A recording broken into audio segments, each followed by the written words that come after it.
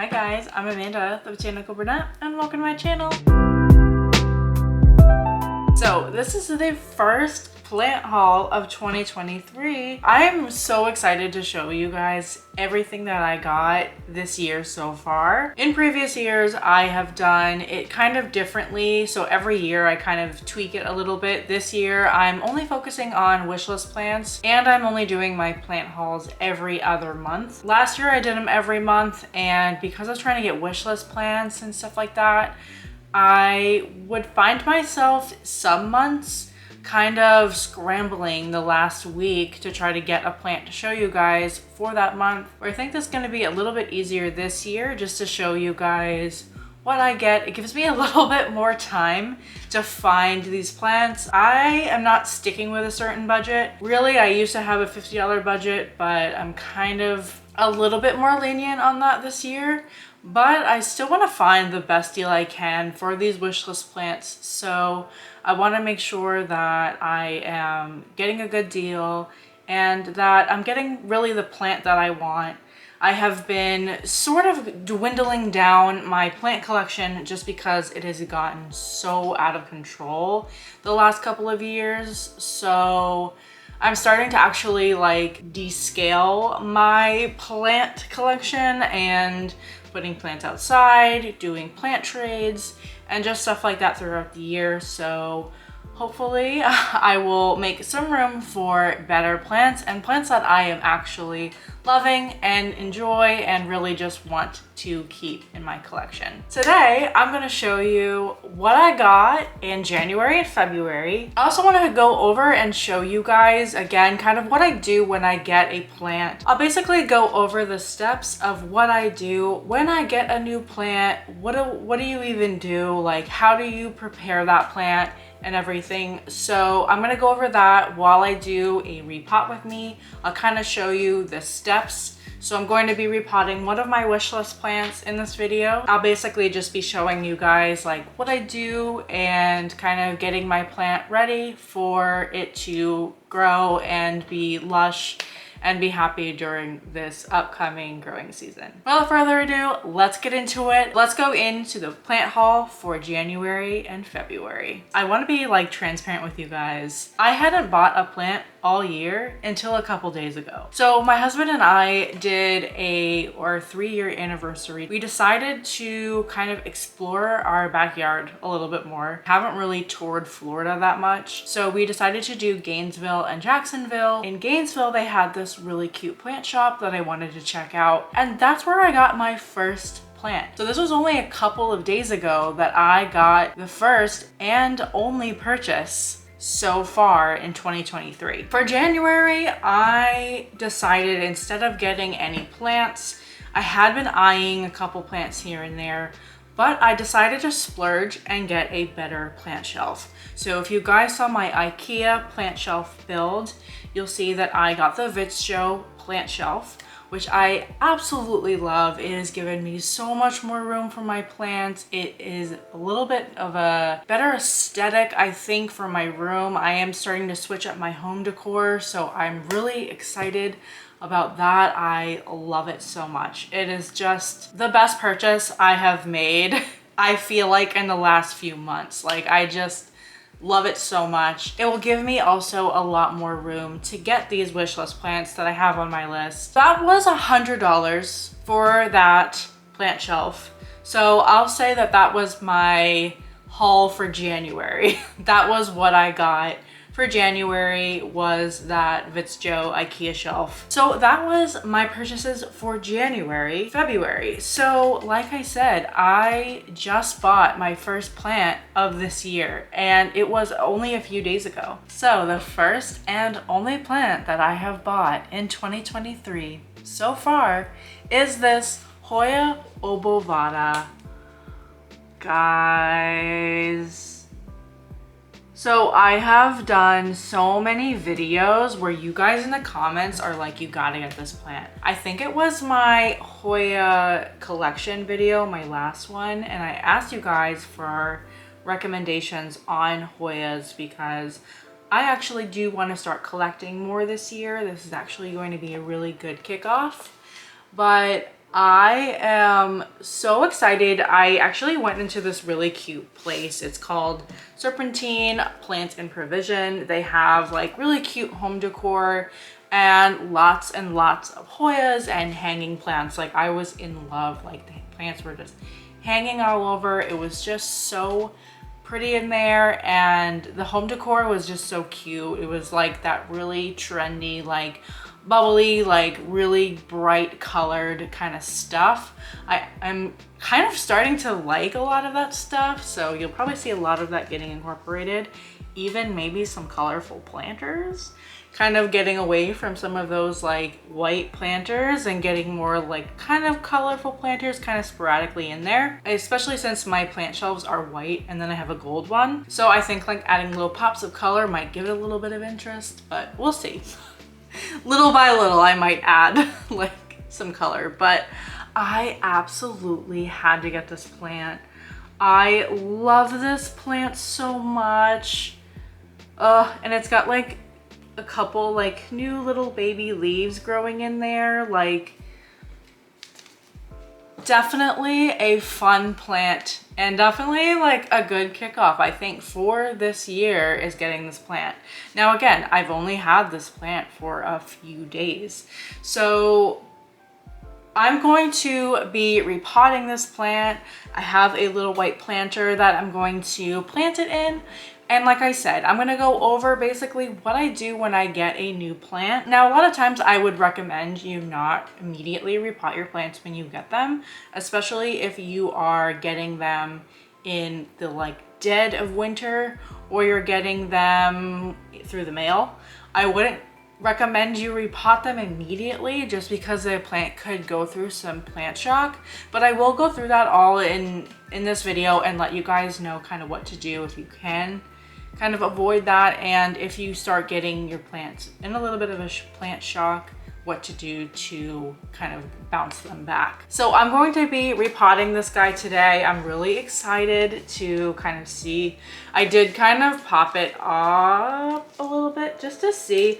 I'm annoying when I go to plant shops. I will lift the plant out of the pot just to make sure that the roots are not rotted. I have been burned too many times with Lowe's and Home Depot and other plant shops too, that I'll come home, I'll repot it, and it will be rotted. So I always make sure, and I will give you guys that tip. If you guys are in a plant shop or whatever, 9 out of 10 times, the people working will not care. If you just, I mean, don't rip the plant out of the pot, but even if you just kind of like peek in, you can see that those are like really good, like yellowy, creamy white roots. So that's what you want to see. Let's get started. Let's repot this beautiful obovata. And yeah, so before we get started, I have a little surprise for you guys. For those of you who have been following me for so long, or you've seen my repot videos, you probably are like, damn it, Amanda, get a potting mat. I have one. I finally got a potting mat. Like, I'm a full adult now. I'm like a real plant parent. Like, I felt so legit the first time I repotted a plant, and it's just such a small thing. I got this on Amazon. It is on my Amazon shop if you want to check it out, but it's just like such a generic plant mat, but it works so well. I got the clear just because I didn't really, I mean, honestly, I really didn't care what color it was. It was just like a highly rated one, so I decided to just pick it up. And it's really big, and it's kind of inexpensive. I know that there are some plant mats out there that are like cuter and they're probably a little bit more expensive, but I don't need anything crazy. I don't need anything like, I literally roll it up and throw it in my garage when I'm not repotting, so I don't really need anything like too crazy, but they do have cuter ones if you are looking to get like a cuter repot mat. So I have my Hoya here. So the first thing that I like to do when I have a plant, now say where you either pick this up at the nursery or you've given this at least a week to acclimate. If you have gotten this plant through the mail, there's only 2 reasons why I would say repot it kind of immediately. Is if it comes shipped bare root, if there's no like pot, you know, and sometimes they'll ship them like bare root, like wrapped in like cellophane or moss or anything like that. So I would repot it then. You can also put it in some water and just let it kind of rehydrate. That's a really good way to, if you get like an import.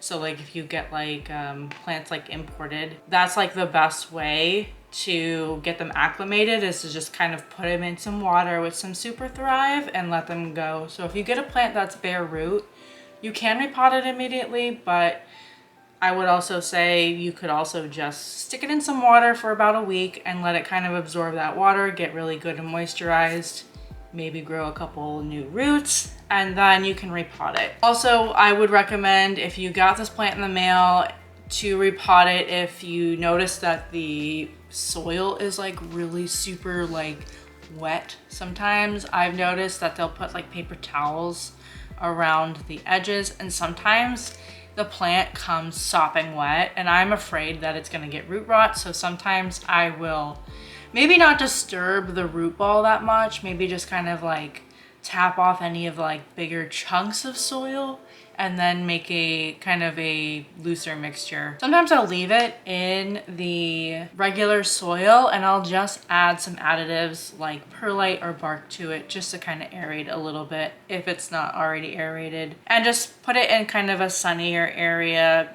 depending on the plant, maybe not direct sun, but in a brighter area. It's kind of not really necessary for me for this plant because I bought this at a nursery. The worst it did was go from hotel room to hotel room. So that's literally it. It was just like a cute little traveling plant. I have already taken this plant out so you guys can see. And it's got really good roots. The soil actually does seem pretty okay too. And it maybe doesn't need a bigger pot. So what I did was I'm going to be repotting it in this pot, which is really not that much bigger. I mean, I could honestly keep it in the grower pot, but I do like to plant them in the pots.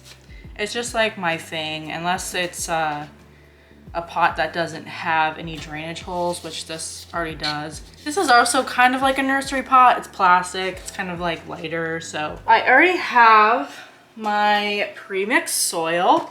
So I have some soil here. So this is basically all this is Fox Farm Ocean Forest soil with a lot of perlite and a little bit of an orchid mix. So what I do is I do an orchid mix just because it's like a lazy way to get everything you need for your potting mix. It has charcoal, it has coarse perlite, and it also has bark in it. So it will give it that really good, it's really great for aeroids, is really. But I do it with my Hoyas too, probably a little less chunky because Hoyas don't need a super chunky soil, but you know, you want it to be as airy as you can.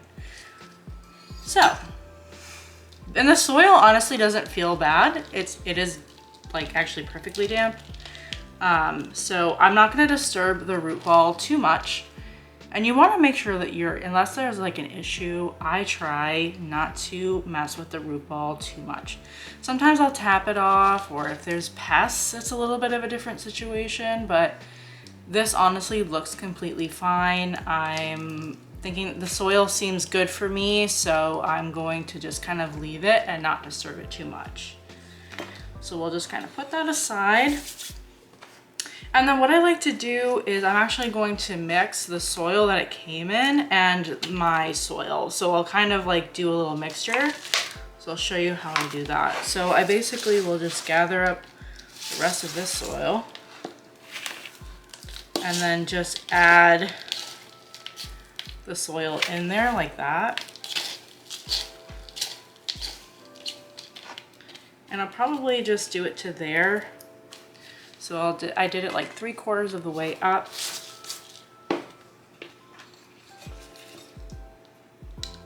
I'll place the plant right in there.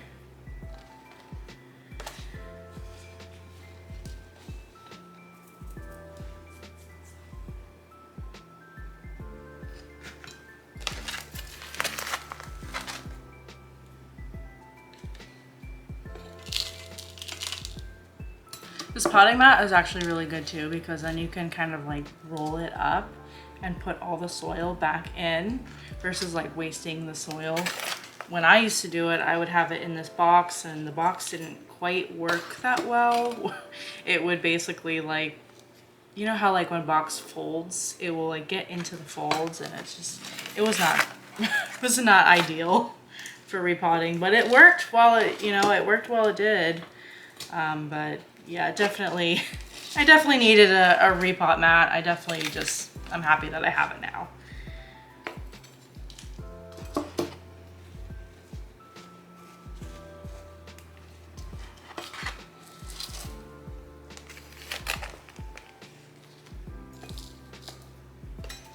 So you just want to like basically just place the soil throughout the plant. Just make sure that you get it in there. If you're going to press down, don't really press down. I mean, I kind of just take my finger and kind of just make sure that there's no holes. If there is, then you'll want to add more soil. And then you just want to take it and just kind of tap the sides. This will also get the soil off the foliage a little bit, but we'll work on that in a second. We'll work on the foliage, cleaning it up and everything too in just a minute.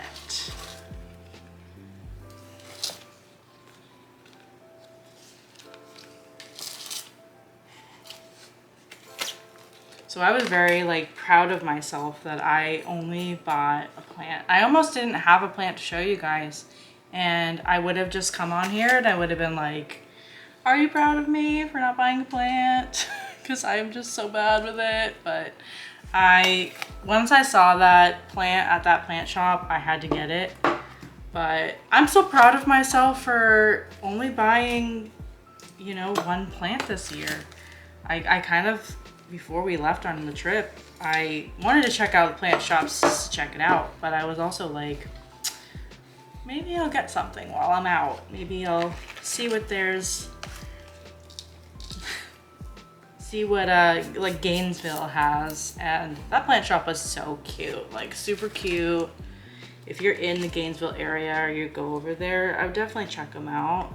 They didn't have like super rare plants. I did see a Florida Ghost, which was kind of cool. And I did see a couple semi-rare Hoyas, but nothing like super uncommon. I actually saw it wound up being a rat tail cactus, but I thought it was a monkey tail cactus, and I was so excited. I've been wanting a monkey tail cactus for so long, and I can't find one that's like I'm willing to pay for, because they're so expensive. Like on Etsy and stuff, they're like, for a small little like 2-inch cutting, it's like, I don't know, like $20 to $30. And I'm like, I want a full plant, but like the full plants are like $50 to $70. I'm like, this is crazy. All right, so we've got her planted in a really good chunky perlite potting mix, so she should be happy with that.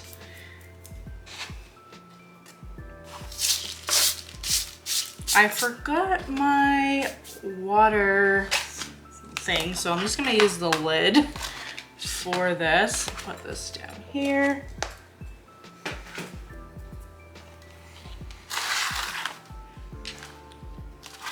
So I'm gonna use this lid basically to water. So when the water kind of spills out, it's not gonna spill out on the mat. I feel like that's gonna be a mess.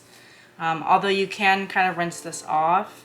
I just don't wanna make the soil on there muddy. I wanna be able to have it loose so I can just put it right back into the other stuff. But I wanted to kind of, like I said, I wanted to kind of go over the steps that I do when I get a new plant in. So one thing that I am going to be doing is putting a little bit of systemic granules through the top. So we are getting into springtime, so it is bug season. Usually spring and fall is when the bugs come out, at least for me, And I don't know if Florida is like ahead of you guys, like seasonally, but I'm already starting to get pests. I've already seen thrips, I've already seen mealybugs, I've seen everything honestly, except for aphids. I don't have those, but other than that, I've seen everything. So I am going to be using some systemic to kind of prevent that.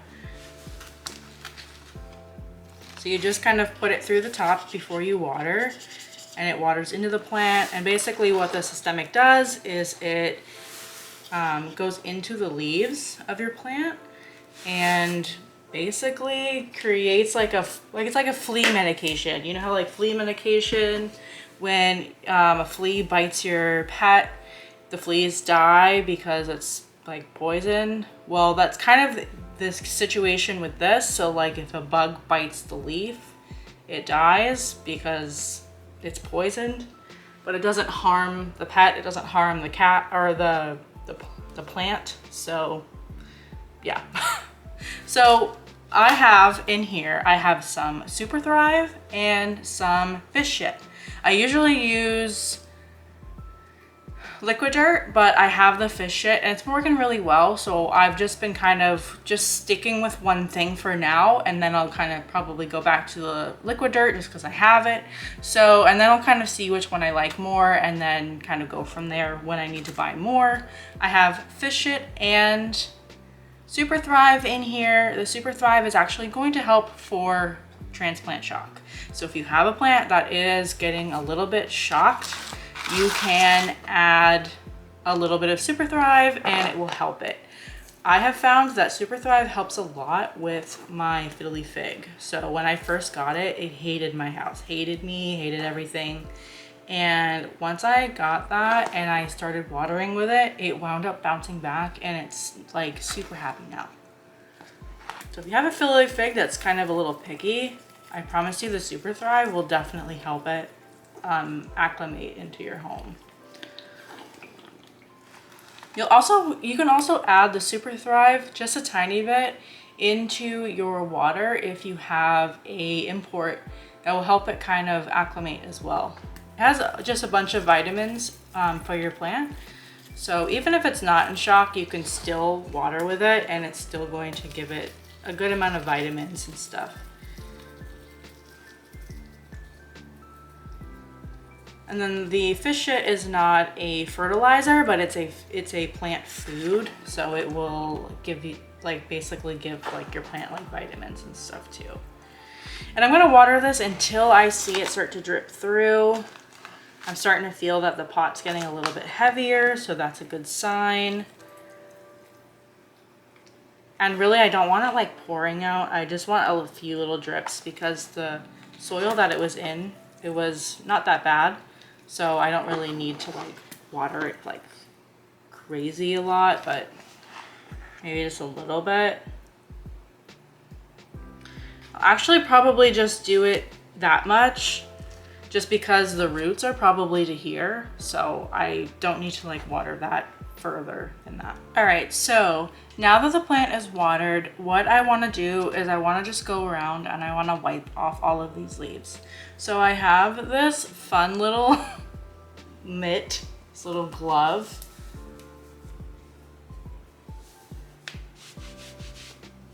And what I'm going to do is I'm just going to spray down the leaves with a mixture. In this bottle I have neem oil, just a tiny bit of neem oil, maybe an eighth of neem oil, and the rest water. So it's mainly water. It really doesn't have a ton of neem oil. But I like this little spray bottle. This is actually a recycled bottle from a hair product from Bumble and Bumble. So I'm just loving to reuse it, but this has such a good little mister on it. All right, so you want to get the front and back of the leaves. So just make sure that you just kind of wipe down the leaves. These gloves are perfect for that because you can just kind of wipe those leaves really easily. The soil does stick to it really a lot. Also spilled some Super Thrive on the top of the glove on accident before I started filming, and I'm I'll just use it. It's fine. So this will actually help give the plant some shine. A lot of times if I get plants from like Home Depot or Lowe's, they have like that hard water stain on them. So this will actually help it kind of be able to photosynthesize a little bit better because the leaves are just not dusty. These leaves don't seem too bad, so this probably would have been fine, but it's also good to just kind of wipe the leaves down. You also be able to kind of check it, make sure that there's no pests, and also if there is pests, you're essentially wiping them off. So yeah, and that's it. That's all I do. You can, if I make sure that I thoroughly check my plants really in the nursery, but I really kind of thoroughly check them and make sure that they don't have any pests. But you know what? Pests can be hiding anywhere. They can hide all over the place. So I would recommend to make sure that you quarantine your plants for about a week. Check on it in a week and just make sure that the plant is completely like doing fine and everything. I'm terrible with this, I will admit that. So this plant will just go right on my plant shelf. That's gonna be on me. If I get pests, then that's gonna be kind of on me with trying to get rid of them all, but I don't see any, and honestly, like, I think it will be fine. I mean, I think it will be fine, to be honest. I don't see any reason to not put them on my shelf, but I would recommend to play it safe, to give it at least a week, if not more. If you have seen something, then make sure you treat it. But because I have all of my plants treated with systemic on the plant shelf, I think it should be fine to battle against that. If there's any pests that decide to kind of crawl up on there, once they have a little bit of a bite, they'll kind of die off. So that is it. That is basically what I do when I get a new plant. That's kind of how I get the plant kind of ready for either my plant shelf or to quarantine. But I always make sure that I kind of repot it, or at least check the roots. Again, if you get a plant that you just got in the mail, I wouldn't go ahead and immediately repot it. I'd give it a little bit of time to acclimate, and then you can go ahead and repot it after about a week. Again, because I didn't buy this plant and it did not travel through the mail, I felt comfortable enough to be able to just repot it. It kind of just traveled through North Florida with me, so it was completely fine. But again, if you get it through the mail, just make sure you give it a little bit of time. This is the first plant that I got for 2023. Like, I am really excited, and I'm looking forward to seeing what this year will bring. I mean, I got this and a brand new plant shelf. Like, I think this year is going to be a pretty good year for plant purchases. Let me know in the comments, what is your first plant of 2023? What is the first plant that you got for 2023? Or were you like me and didn't buy anything until like last minute? Let me know in the comments. But that's it for today. I hope you guys all have a great day and stay botanical.